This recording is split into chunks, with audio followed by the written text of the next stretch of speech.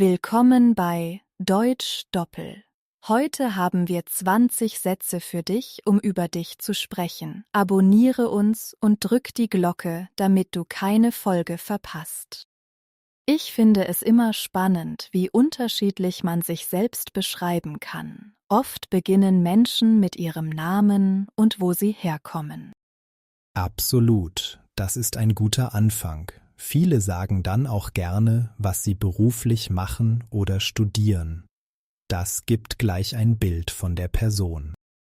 Stimmt. Manche erzählen auch von ihrer Familie oder ob sie Geschwister haben. Das gibt oft einen Einblick in ihr Leben und ihre Erfahrungen.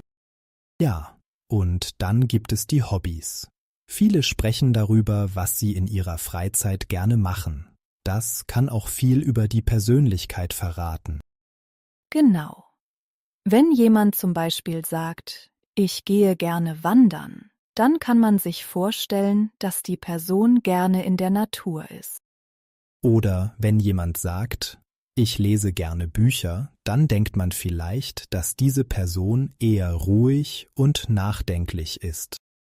Es gibt auch Menschen, die gerne über ihre Lieblingsmusik sprechen. Musik kann viel über die Stimmung und Vorlieben einer Person aussagen. Richtig. Und nicht zu vergessen, viele Menschen erzählen gerne von ihren Haustieren. Das zeigt oft, dass sie tierlieb sind und Verantwortung übernehmen.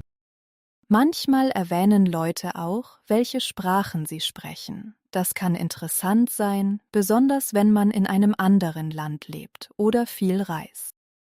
Ja, und wenn jemand gerne kocht, dann erzählt er vielleicht von seinem Lieblingsgericht. Das kann auch kulturelle Einblicke geben.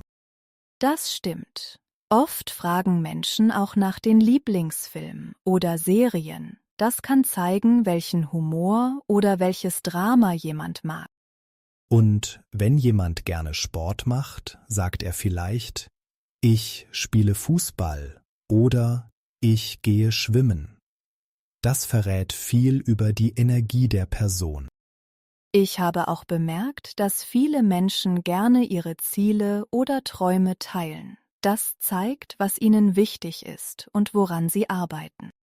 Ja, das ist immer inspirierend. Und manchmal erzählen Leute, was sie stört oder was sie ändern möchten. Das kann ein interessantes Gespräch eröffnen. Und nicht zu vergessen, manche Menschen erzählen gerne von ihren Reisen. Das zeigt Neugier und Offenheit für andere Kulturen. Richtig. Wenn jemand sagt, ich war schon in vielen Ländern, dann weiß man, dass er oder sie viel erlebt hat und offen ist für Neues. Manchmal sprechen Leute auch über ihre Lieblingsorte in ihrer Stadt. Das kann dazu führen, dass man neue Ecken entdeckt.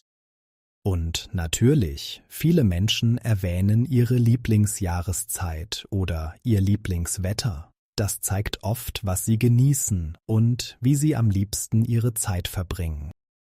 Jetzt, da wir darüber gesprochen haben, wie man sich selbst vorstellt, können wir darüber nachdenken, wie der Alltag aussieht. Das ist oft ein guter Einstieg in ein Gespräch. Ja, genau. Viele Menschen beginnen mit dem, was sie morgens machen. Zum Beispiel, ich trinke morgens immer einen Kaffee. Das klingt einfach, aber es sagt viel über den Tagesrhythmus aus.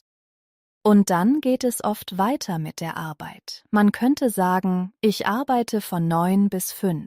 Das gibt einen guten Eindruck, wie der Tagesablauf aussieht. Richtig. Manchmal erzählen Leute auch, wie sie zur Arbeit kommen. Zum Beispiel, ich fahre mit dem Fahrrad zur Arbeit. Das kann zeigen, ob jemand sportlich ist oder die Natur liebt. Ein weiterer interessanter Punkt sind die Pausen während des Tages. Man könnte teilen, ich mache gerne einen Spaziergang in der Mittagspause. Das zeigt, wie jemand seine Freizeit nutzt. Absolut. Und nach der Arbeit sprechen viele gerne darüber, wie sie entspannen. Zum Beispiel, ich sehe nach der Arbeit gerne Filme. Das beruhigt oft und gibt einen Einblick in die Interessen. Genau. Und wenn es um Interessen geht, sprechen viele auch über ihre Wochenendpläne. Man hört oft, am Wochenende gehe ich gerne wandern. Dann weiß man gleich, dass die Person gerne aktiv ist. Und wenn jemand sagt, ich verbringe das Wochenende oft mit Freunden, dann zeigt das, dass soziale Kontakte wichtig sind. Es gibt auch Menschen, die gerne über ihre Weiterbildung sprechen. Zum Beispiel, ich mache einen Online-Kurs. Das zeigt, dass sie neugierig und lernbereit sind. Ja, oder wenn jemand sagt, ich lerne eine neue Sprache, dann ist das oft ein Zeichen für Interesse an anderen Kulturen. Manche sprechen auch darüber, was sie in ihrer Freizeit an kreativen Dingen tun. Zum Beispiel, ich male gerne. Das zeigt eine kreative Seite der Person. Und nicht zu vergessen, viele Menschen teilen gerne, was sie lesen.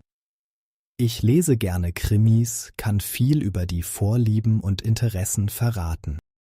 Stimmt. Und wenn jemand sagt, ich höre gern Podcasts, dann weiß man, dass sie gerne neue Informationen oder Geschichten hören. Ein weiterer Punkt ist, wie jemand seine Gesundheit pflegt. Zum Beispiel, ich gehe regelmäßig joggen. Das zeigt, dass Fitness wichtig ist. Und wenn jemand sagt, ich koche gerne gesund, dann erkennt man, dass Ernährung eine Rolle spielt.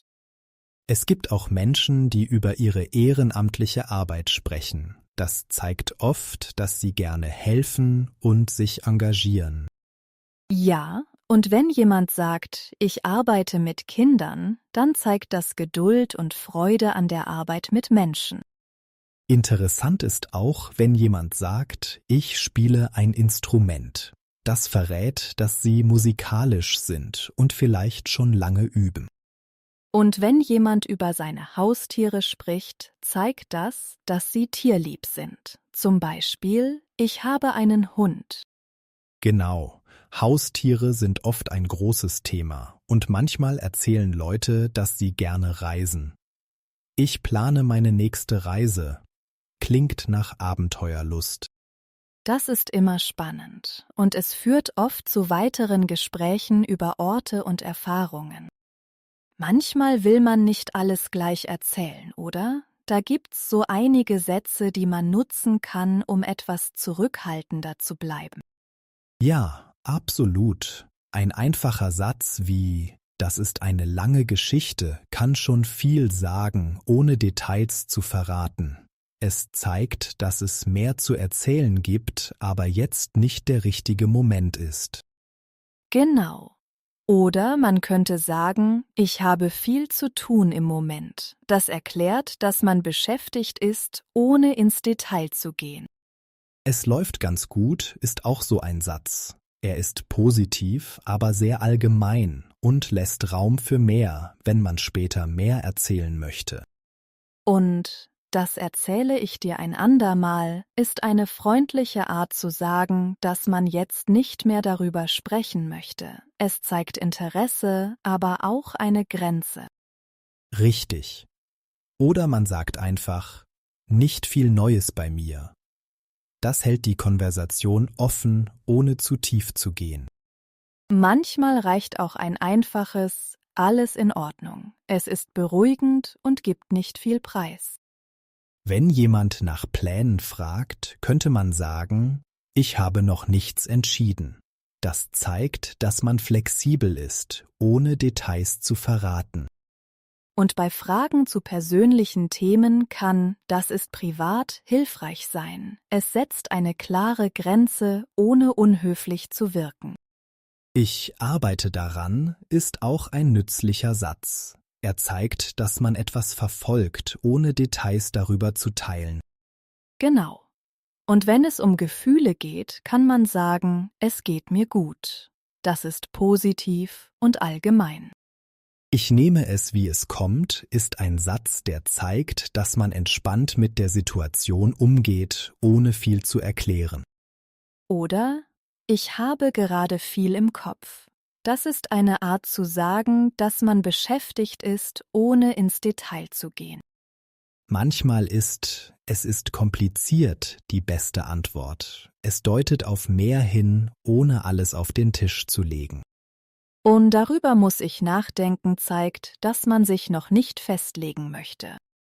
Ein anderes Beispiel wäre „Ich bin noch nicht sicher“. Das lässt Raum für weitere Gespräche, sobald man mehr weiß. Das kommt darauf an, ist auch ein Satz, der offen bleibt, ohne zu viel zu verraten. Und wenn man nicht viel zu einem Thema sagen möchte, kann „Ich bin nicht so tief drin“ helfen, die Erwartungen zu klären. Es läuft so vor sich hin, ist ein Satz, der zeigt, dass alles seinen Gang geht, ohne Details.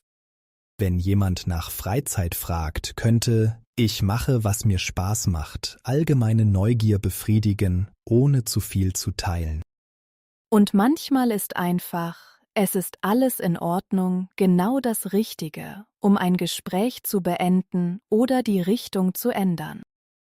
Solche Sätze helfen, die Kontrolle über ein Gespräch zu behalten und nur das zu teilen, was man wirklich möchte. Offen zu klingen und trotzdem einfach zu sprechen, ist manchmal eine Kunst. Es geht darum, ehrlich zu sein, aber nicht zu viel preiszugeben.